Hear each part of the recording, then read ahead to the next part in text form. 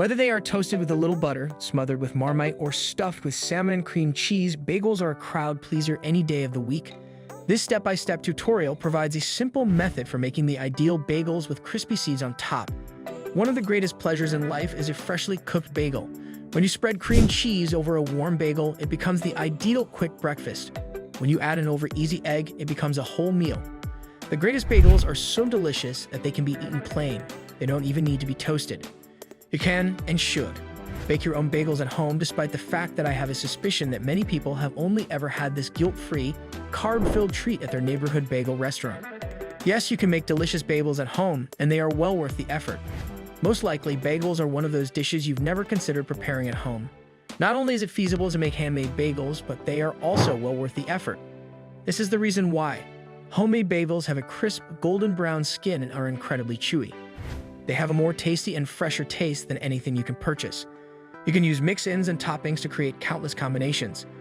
In contrast to other homemade breads, they merely need a few basic ingredients and no specialized tools. This is how to make delicious bagels. First, mix the dough. Whisk together 300 ml of warm water and the yeast.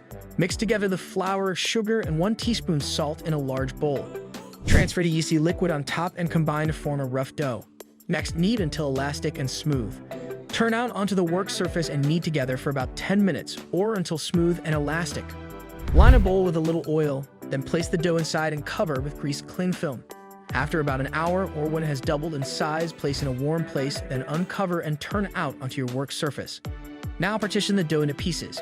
Separate the dough into 10 equal sections and shape it into balls.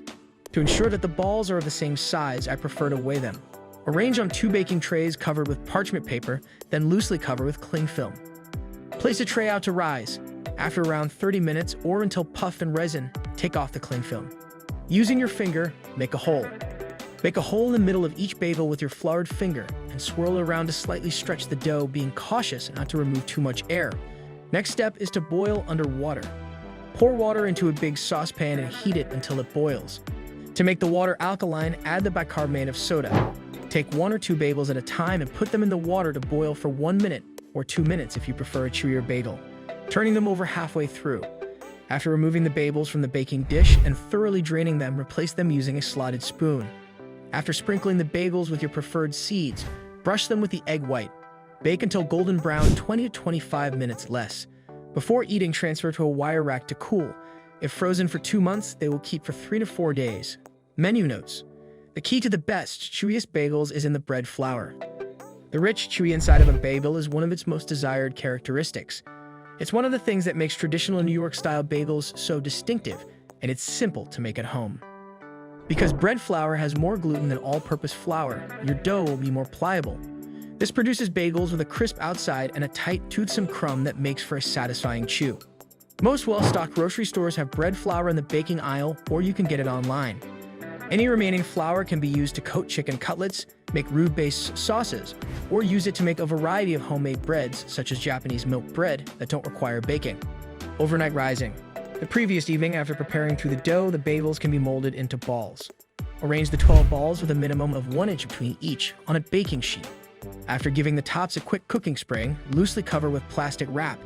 Keep cold all night. 6 of the dough balls should be placed onto the second baking sheet when they are ready to bake. Spread out all of the bagels evenly on the baking sheets, then lightly cover with plastic wrap that has been oiled. Allow it sit at room temperature for approximately 1 hour, or until puffy. Continue with the procedure. Storage. Remaining bagels can be kept for up to 5 days at room temperature in an airtight container. If you enjoyed watching our recipe, then do try it and let us know in the comments. Thanks for watching.